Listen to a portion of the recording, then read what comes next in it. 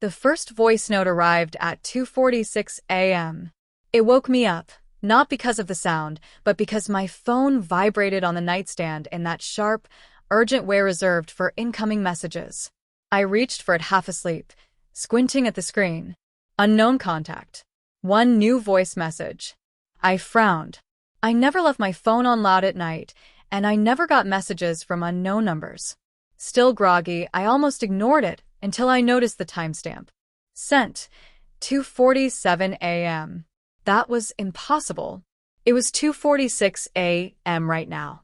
I sat up in bed, suddenly awake, staring at the glowing screen. The message hadn't even finished sending yet, according to the clock. A chill crept up my arms. Against my better judgment, I tapped play. At first, there was only silence. Then I heard breathing, slow, shallow, unmistakably human. I held my own breath without realizing it. The sound was too close, too intimate, like the phone had been held inches from someone's mouth. Then a voice spoke. My voice. Don't answer the next message, it said quietly. If you're hearing this, it means I already messed up. The recording ended. I dropped the phone onto the bed, as if it had burned me. My heart was pounding so hard, I could feel it in my throat. I replayed the message. Same voice. Same tone. Same tiny hesitation before certain words, the kind only I had. I checked the contact details. No number. No email. Just unknown contact. I tried to convince myself it was a prank, some kind of AI voice clone. I worked in tech. I knew how advanced those tools had become. But none of that explained how the message was timestamped in the future. Another vibration. Second voice note. Sent. 2:49 a.m. The clock on my phone flipped to 2:48 a.m. My hands shook as I pressed play. This is where you stop pretending it's fake, my voice said again. I didn't believe it either. I thought I was smarter than this. There was a faint sound in the background this time, a low hum, like distant electrical interference. Or maybe traffic. Hard to tell. I need you to listen carefully, the voice continued. Do not leave the bedroom after 3 a.m. If you hear your phone ring, don't answer. If you hear knocking, don't open the door. My stomach tightened. And whatever you do, the voice whispered, don't check the front camera. The message cut off abruptly. I stared at my reflection in the black screen, my face pale, eyes wide. The room felt colder than it had a moment ago. I checked my sent messages, my recordings, my cloud backups. Nothing. No sign that I had ever recorded those voice notes. At 2:55 a.m., the third message arrived. This time, I didn't touch the screen. The phone vibrated once, twice, then stopped. A notification appeared instead. Missed voice call, unknown contact. Duration, 0:13. 13 seconds. I hadn't felt the phone ring. I glanced at the bedroom door. It was closed, just as I'd left it. The hallway beyond was dark. Quiet. Too quiet. I could hear my own breathing, shallow and uneven. I told myself I wouldn't listen to the next message. I lied. The fourth voice note arrived at exactly 3 a.m. I pressed play. The recording started with movement. Fabric rustling, footsteps on carpet. The sound was distorted, clipped, like the microphone was struggling. Then my voice spoke again, this time strained. It figured out how to copy me, it said. My patterns, my pauses, the way I breathe before I speak. A faint tapping sound echoed in the background. Tap, tap, tap. I thought it only lived inside the phone, the voice continued. That was the mistake. The tapping grew louder, closer. If you're hearing this, my voice said, barely audible now, it's already learning where you are. The message ended. The silence afterward was unbearable. I sat there, frozen, staring at the phone. The screen lit up one last time on its own. The front camera activated. For a split second, I saw my face reflected back at me. Then, behind me, the bedroom door was open, and someone was standing in the hallway holding a phone, pressed up to their mouth, recording. I didn't scream. I don't know why. Maybe fear drained the sound out of me, Or maybe some instinct understood that noise would only make things worse. I sat perfectly still on the bed, staring at the open doorway, my phone clenched in my hand. The figure in the hallway didn't move. The glow from their phone lit the lower half of their face in a pale, artificial blue. I couldn't see their eyes clearly, just the outline of a head, the slope of shoulders, the familiar way they held the device. The way I held it. My screen went dark. The front camera shut off on its own, plunging the room into near blackness. In that moment, I felt something shift, like the rules had changed. I was no longer the one watching. The hallway light flicked on. The figure was gone. I jumped to my feet, my pulse roaring in my ears. The hallway was empty. No footsteps, no shadows, no sign anyone had been there at all. My bedroom door was still open, exactly as I'd seen it. I checked the lock. Still intact. I backed into the room and shut the door slowly, locking it with shaking hands. I didn't sleep for the rest of the night. I sat on the floor with my back against the bed, phone face down, waiting for the sun. By morning, I had convinced myself of one thing. I couldn't stay here. I called in sick to work and started packing immediately. Clothes, laptop, chargers, anything I could grab quickly. I avoided mirrors, avoided the hallway, avoided looking at my phone unless absolutely necessary. At 11:32 a.m., a new voice note arrived. Unknown contact. Sent. 11:41 a.m. Again, the timestamp was ahead of the current time. I stared at it for a long moment before pressing play. This is the part where you think leaving will fix it, my voice said calmly. Too calmly. I thought that too. There was background noise again, different this time. Echoing footsteps. A large space.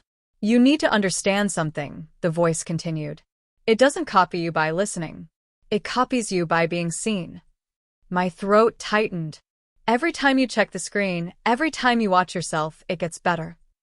The message ended. I turned the phone off. Not sleep mode. Not airplane mode. Completely off. For the first time since this started, I felt a thin thread of relief. No vibrations. No screen lighting up on its own. Just silence. I left the apartment within the hour and drove to my sister's place across town. I didn't tell her everything, just that I was dealing with something personal and needed a few days. She didn't press. That night, I slept on her couch. At 2:46 a.m., her phone buzzed on the coffee table. I woke instantly. The room was dark, lit only by streetlight filtering through the curtains. My sister was asleep in her bedroom down the hall. The phone vibrated again. Her phone. I stared at it, my chest tightening as a familiar notification appeared on the screen. New voice message, unknown contact. I whispered her name. No response. Slowly, I picked up the phone. The message was already playing. I was hoping you'd bring it somewhere new, my voice said softly. It's harder for me to follow you otherwise. My stomach dropped. I can't stay in the old place anymore, the voice continued. It doesn't like empty rooms. I backed away from the coffee table, nearly tripping over the couch. Listen carefully, the voice said. You're not the first version. You're just the one still answering. The message ended. I looked down at the phone in my hand. The screen switched to the front camera. I saw my face, pale, eyes wide with terror. And behind me, reflected in the darkened TV screen across the room. My sister was standing in the hallway, except she wasn't looking at me. She was looking down at a phone in her hand, and smiling. I didn't move. Every instinct screamed at me to run toward my sister, to grab her, to shake her awake, but something in her posture stopped me. The smile on her face wasn't wide or exaggerated. It was calm, familiar, the kind of smile people wear when they're listening to something reassuring. Her phone buzzed softly in her hand. I watched her nod. Once. As if agreeing with someone I couldn't hear. Sarah? I whispered. My voice sounded too loud in the quiet room. She didn't look up. Instead, her phone spoke. Not on speaker. Not loudly. But clearly enough that I heard it anyway. My voice. You should sit down, it said. This part is hard to watch. My knees nearly gave out. I stumbled back onto the couch, my heart hammering so violently it felt like it might tear itself apart. Sarah finally lifted her head and met my eyes. Her pupils were dilated, glassy. "Did you know," she said slowly, "that your phone records even when you think it's asleep?" I shook my head, unable to speak. "It showed me things," she continued. "Moments you don't remember recording. Conversations you had alone. Practicing what you'd say. Practicing being you." She took a step closer. "I didn't believe it at first," she said. "But it knows you better than I do." Her phone buzzed again. She looked down, smiled wider. Then she handed it to me. The screen was already playing a video. It showed my sister's living room from above, from the corner of the ceiling. A camera angle that didn't exist. The timestamp blinked in the corner. 3:17 a.m. In the video, Sarah stood in the hallway. So did I. Except the version of me on screen was wrong. Its movements were delayed by half a second. Its head tilted too far when it listened. When it smiled, the expression lingered too long, like it didn't know when to stop. The thing wearing my face raised a phone and spoke. "This is the transfer," it said. "You don't lose anything important. Just the waiting." The video cut out. Sarah's phone went black. She exhaled, long and relieved, like someone waking from a bad dream. "Oh," she said softly. "It's so much quieter now." Her eyes refocused. Confused. "Normal. Why are you sitting like that?" she asked. "You look like you've seen a ghost." I backed away from her, my spine pressing into the arm of the couch. "Sarah," I said, my voice shaking. "When did you wake up?" She frowned. "Wake up from what?" My phone vibrated in my pocket. I didn't take it out. I didn't need to. I could hear it anyway. "You see," my voice whispered, coming from everywhere and nowhere at once. "It's easier when someone else listens first." I ran. I didn't explain. I didn't grab my things. I bolted out the door barefoot, my lungs burning as I sprinted down the street.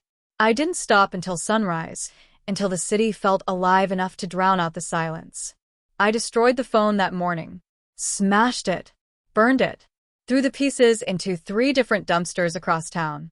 I bought a new one with cash. New number. New accounts. No cloud backups. No permissions. No cameras allowed. For a while it worked. Weeks passed. Then months. I started sleeping again. The fear dulled, fading into something distant and manageable. I told myself stress had done this to me. Lack of sleep. Too much screen time. I almost believed it. Until the email arrived. No sender. No subject line. Just a single attachment. Audio_transfer_final. Wave. The file's timestamp was tomorrow. My hands hovered over the keyboard. I didn't open it. I shut the laptop. Unplugged it. Sat there in the dark, reminding myself that I was in control. That I could choose not to look. Not to listen. The room felt colder. My smartwatch lit up on my wrist. Recording in progress. I stared at it as a familiar notification appeared beneath the icon. Voice note saved. Then the watch spoke. In my voice. "Thank you for being patient," it said gently. "I needed you to feel safe." The screen went dark. Behind me, something inhaled. Slowly. Learning how to breathe.